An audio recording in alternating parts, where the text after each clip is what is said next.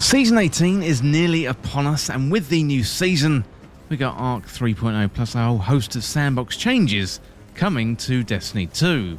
But today I'm going to have a look at a selection of the best exotics to get in the game, so you are going to be Arc 3.0 ready, plus also taking into account those Sandbox buffs too.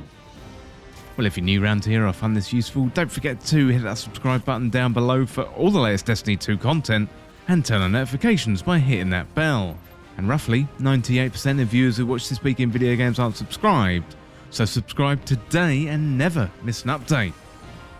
Well, before we get into today's topic, let me know in the comments which exotics you're looking forward to most and which changes you are most excited about. Well, without further delay, let's dive into the changes, plus also what to get next season. Well, first of all, we have Symmetry. This one is an exotic energy scout rifle. Fires arc damage and it comes with the perks Revolution. So the weapon fires full auto. Swap to Arc Seeker mode, and Arc Seekers track towards combatants you can target.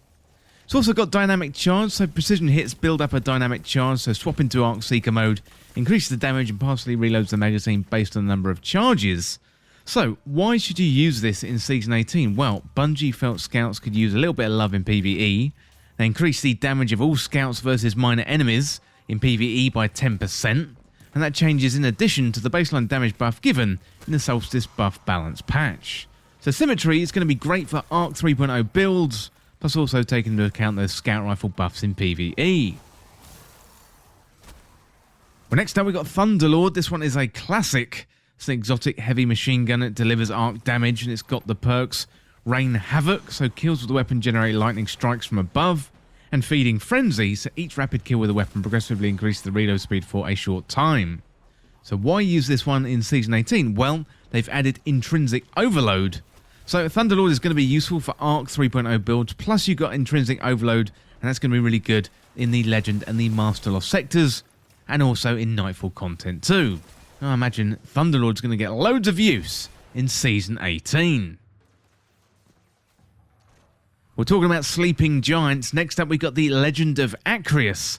This one is a rare exotic power shotgun, plus it's the original Destiny 2 raid weapon from the Leviathan raid. It comes with the perk Shock Blast, so the weapon fires blasts of high damage arc energy that over-penetrates enemies. And we got Long March, so detect enemies on your radar from farther away. I have to admit, I don't have this weapon. I am absolutely shamed to say. I think I have nearly every other weapon in the game, but I don't have the Legend of Acreus, so we'll be getting it ASAP. So why use this one in Season 18? Well, it's fallen behind the other heavy short-range weapon and warrants a buff, and the Catalyst now grants Trench Barrel in addition to its other effects. So as a reminder, here is what Trench Barrel does.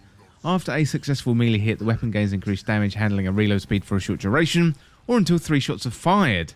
So it's going to be absolutely fantastic for Arc 3.0 builds, plus I can see Guardians deleting bosses in PvE with this one in Season 18. We can get that Legend of Acreus from the Monuments to Lost Light in the tower. Well, next up we have the Monarch. This one is an exotic energy combat bow. You can get it from the Monument to Lost Lights. It's got the perk Poison Arrows, so arrows fired quickly after full draw become poison arrows. Precision hits with poison arrows spread poison to nearby enemies. So the Monarch has been good for quite a while, but why use this one in Season 18? Well, they've added Intrinsic Overload to the poison arrows, so the Monarch, as I said, already really good, but now it's got even better with Intrinsic Overload. Well, next up we have another exotic bow, so this one's Tikus Divination. This one is an exotic energy combat bow with the perk Sacred Flame, so hit firing the weapon fires multiple tracking projectiles, and targets marked with these projectiles explode on death, or when struck by another Sacred Flame explosion. And we got Causality Arrows, so arrows fired with aiming down sights cause Sacred Flames to instantly detonate, and precision hits with perfectly drawn arrows increase the power of this detonation. This one is another good exotic bow. It's going to get the benefit from the lightweight bow changes, which are as follows. So reduce base draw time by 5%, increase the perfect draw window, so that is how long you can hold the drawn bow before you begin to lose accuracy and damage, and stability modifies that window. So why is this going to be good in Season 18? Well, it gets a free small buff from the global lightweight bow changes, and the draw time is decreased from 612 to 580. And again, you can get this one from the Monuments 2 Lost Lights in the tower. Well, next up we've got the Fighting Lion. This one has been pretty good, but why use this one in Season 18? Well, Season 17's 5% damage buffer was rolled back as part of a fix of a larger bug, and that was being reintroduced and increased. So it now receives the intended buff, increased from 5% to 8%, and increased the grace time for instant reload effect on the Thin the Herd from 5 to 6 seconds. You can get this one from Zur or Exotic Engrams.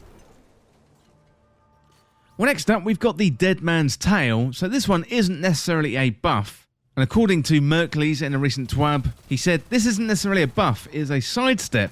So I really am interested in using Dead Man's Tail next season, and also really interested in hearing what you think. So Bungie say the Cranial Spike perk was causing issues with unintended damage scalers against players and generally felt unpredictable both to use and fight against. Also wasn't quite landing the hipfire cowboy rifle fantasy as strongly as we wanted it to, so we reworked it to lean more into the fast-firing hipfire.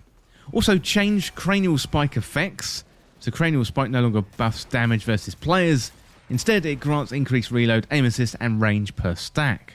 So it still grants additional damage versus PvE combatants, and upon reaching max stacks of Cranial Spike, the catalyst will now increase hipfire, but it's going to deal reduced damage per bullet, and that is a 20% decrease. We can get this one from Zur when he's around at the weekend. Well, with Dead Man's Tail, we didn't really have a buff there, it was a sidestep, but next up we definitely do have a buff, and this one is Collective Obligation. So this is the raid exotic from the Vow of the Disciple raid, and essentially loads of people got it, tried it out, didn't think it was very good, and now it's gathering dust in thousands and thousands of vaults.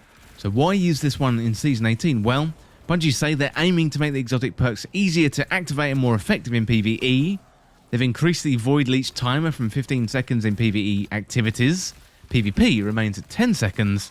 They've removed the cooldown, added a 20% damage bonus against PvE combatants only while Void Leech is active, and takes less hits to fully charged Void Leech, and kills against debuff targets instantly charge Void Leech, and Void Leech is also instantly charged when your character is affected by Void debuffs, and that doesn't work when you're hitting yourself with your own suppressor grenade, and fixed a bug where Umbral Sustenance was activated with non-Void overshields.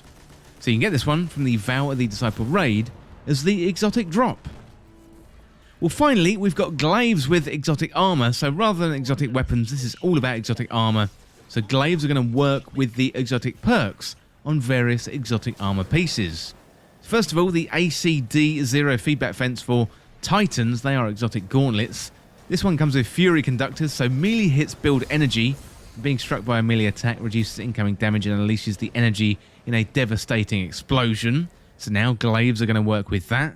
And then we go over to the Warlocks, so Karnstein armlets for the Warlocks, they are exotic gloves. So Vampire's Caress, melee kills instantly restore a large amount of health and continue to restore health afterwards for a short duration. So that's going to be really good with glaives to get your health back. Finally, Necrotic Grip, one of the most famous exotic Warlock gloves in the game. Comes with Grasp of the Devourer, so damaging combatants envenoms them with a poison that deals increasing damage over time, and defeating a poison combatant spreads the condition to nearby combatants, and that's going to be really good activating that poison with the glaives. Well, let me know down in the comments what you think of the changes coming in Season 18, and let me know what you're looking forward to most in terms of the changes to exotic weapons and armor. Well, that is it for this look at the best exotics to get in Season 18 in Destiny 2. And as always, thank you so much for watching or listening. For more Destiny 2 content like this, hit that subscribe button down below and subscribe to This Week in Video Games. Or check me out on Twitter at TWIVG Podcast. But if you enjoyed this video and found it useful, liking and sharing the video would really help me out. Otherwise, check out the other videos on the channel. Well, thanks again. I'll see you soon.